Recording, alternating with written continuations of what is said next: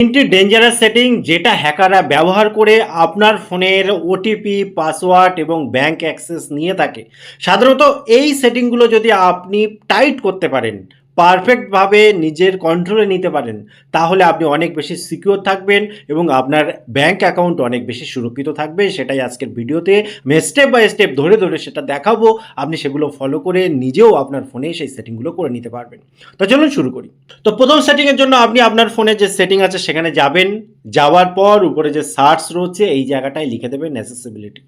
অ্যাসেসিবিলিটির ভেতরে এমন একটা সেটিং রয়েছে যে সেটিংয়ের সাহায্য নিয়ে যে কোনো হ্যাকাররা তারা কি করে আপনার ফোনে একটা ডেঞ্জারাস অ্যাপ বা স্পাই অ্যাপ বা এই জাতীয় কিছু ঢুকিয়ে দেয় এবং সেখান থেকেই সেই অ্যাপের সাহায্যেই তারা আপনার ফোনে যাবতীয় ওটিপি, পাসওয়ার্ড বা এই জাতীয় অনেক কিছু তারা খুব সহজে নিতে পারে এবং তাদের ক্ষেত্রে খুব ইজি হয়ে যায় আপনাকে সর্বশান্ত করার।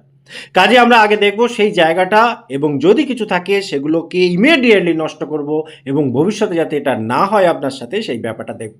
তো এখানে অ্যাসেসিবিলিটির ভেতরে নর্মাল যে অ্যাসেসিবিলিটি লেখা রয়েছে এর উপরটা আপনি ক্লিক করবেন। ক্লিক করলে এখানে দেখুন নিচে ডাউনলোডেড অ্যাপ বলে একটা অপশান রয়েছে। এর ভেতরে যখন আপনি প্রবেশ করবেন দেখুন আমি এই যে লিঙ্ক টু উইন্ডোজ বা এই জাতীয় আপনার ফোনে আলাদা আলাদা মডেল অনুসারে আলাদা থাকতে পারে, দেখুন অফ রয়েছে। আপনার ক্ষেত্রে যদি অন থাকে অবশ্যই চেক করবেন যে কাদের কাদের অন করা রয়েছে, অর্থাৎ এরকম অন থাকতে পারে, ঠিক আছে, বা অন্য অন্য যে অ্যাপগুলো এখানে শো করবে অন থাকতে পারে। আপনি ভালো করে খেয়াল করবেন। আমি বলবো আপনি নর্মালি এখানে এগুলোকে অফ রাখুন। এগুলো অফ রাখলে খুব প্রবলেম হয় না, বিশেষ করে যদি কোনো অচেনা অ্যাপ বা আননোন অ্যাপ বা ফিশিং অ্যাপ বা আপনি ইনস্টল করেননি এমন অ্যাপ এখানে দেখতে পান, ইমিডিয়েটলি অ্যাকশান নিন। অর্থাৎ প্রথমে এখান থেকে এটাকে অফ করুন, তারপরে সেই অ্যাপটা তো আপনি দেখে নিলেন, সেই অ্যাপটা থেকে পারমিশনগুলো কেড়ে নিয়ে অ্যাপটাকে আনইনস্টল করে দিন। যদি অন্য কোনো পরিচিত অ্যাপও থাকে আমি বলবো এই জায়গাটায় কাউকে পারমিশন দেওয়ার খুব প্রয়োজন নেই। এবারে চলুন সেকেন্ড অপশান যেটা দেখি।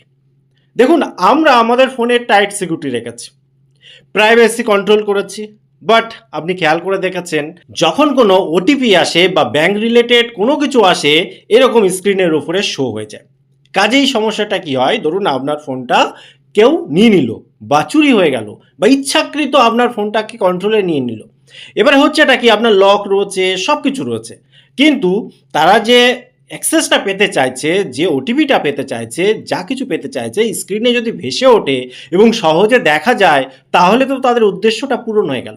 এটাকে আগে কন্ট্রোল করতে হবে। কি করবেন আপনি? আপনি আপনার ফোনের সেটিংয়ে যাবেন। সেটিংয়ে যাওয়ার পর সার্চে গিয়ে নোটিফিকেশান লিখে এখানে এসে স্ক্রল করে আপনি দেখবেন কোথায় লেখা আছে hide notification details on lock screen, অর্থাৎ লক স্ক্রিনে যেন নোটিফিকেশান হাইড থাকে, দেখা না যায়। এখানে দেখুন রয়েছে বিভিন্ন কোম্পানি মডেল অনুসারে নামটা একটু এদিক ওদিক থাকতে পারে, কিন্তু মেন বিষয়বস্তু হচ্ছে এটাই।